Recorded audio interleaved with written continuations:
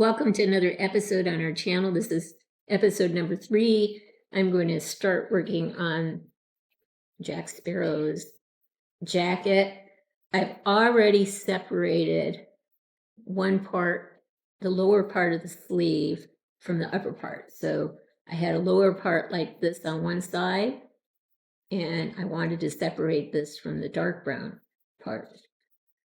So I had to find a little piece of the hem, and with an X-Acto knife, just break the hem, and then just keep working my way along the hemline to separate it. Now, when you get done with that, you're going to have a mess on your hands. So there are lots of frayed strings here. Haven't cleaned it up at all. I just wanted you to see it as it comes out.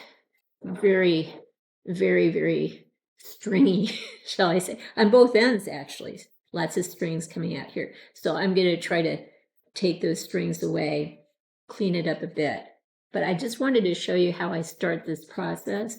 I'm looking for just one thread that I can sever, and once that happens, then I can start doing that along the line.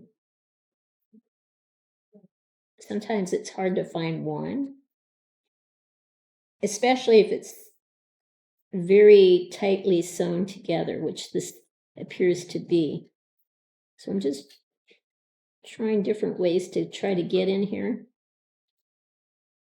And maybe with enough luck, I'll be able to get in here and actually, yeah, there you go. I think I got one piece of hem. Then you kind of pull it apart a little bit, as much as you can anyway, so you can see the other hemlines. And then you just keep working at it until you can kind of get them apart. An X-Acto knife is really what you want to use, because it's like the best thing to kind of wiggle yourself in and grab a line. And tug, tug, tug. So it's look for the line, tug, cut a piece of string, look for, tug again, look for another piece, and you just keep going. So I've started to make some progress. I won't show you the whole process, but it just takes a lot of patience to do this. But once you find a few threads to break with the hem, it shouldn't take you very long to get it down one end and down the other end until it's finally free. So we'll be back after I get this one done, and then I'll start cleaning one of these up so you can see beginning and the end product. Okay, so we'll be right back.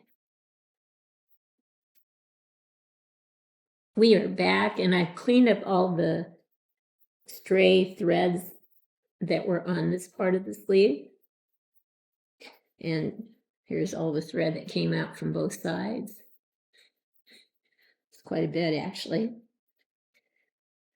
But this part, I'm trying to figure out which one I did. It's this part. There's one more stray thread there, a couple more. Let me get those real quick. Oh, yeah. This part is pretty clean, though. I don't know if you can see. It's pretty clean. Now, this side, of course, is still messed up pretty bad, as is this part of the lower sleeve, threads coming out. I will clean this up, though, and get all these extraneous threads out. We'll be right back again. We are back, and I'm just reminding you where we're at now. All the stray pieces of string have been taken away from both of the lowest parts of the sleeves to the jacket. And where they met previously, all these threads have been taken off. This is still pretty wide. If I take a white shirt, for example, let me turn it around this way. You can see it better. And turn it around. You can see that these sleeves are very wide. I don't know what I'm going to do with that yet, but I want to get a gauntlet or a forearm guard over this and an arm through it. It may be too tight with this much material here, so I may have to cut it a bit more. I don't know yet. I'm going to have to feel my way. I did soak this shirt in tea a lot longer, and you may not be able to tell, but I do believe it's a lot darker than it was the last time we showed these two together. Maybe it's not as dark as I want it to be, but it is definitely not bright white. And I did not want bright white for the jacket. I think it looks much better in an off-white color. So my task today, and I'll still have to figure this part out. Let me backtrack a second. Whether I'm going to put this around the top of the boot or use it as a gaiter. I'm not quite sure what I'm going to do, although it looks kind of cool as a gaiter. But my next task in that Steampunk has short vests.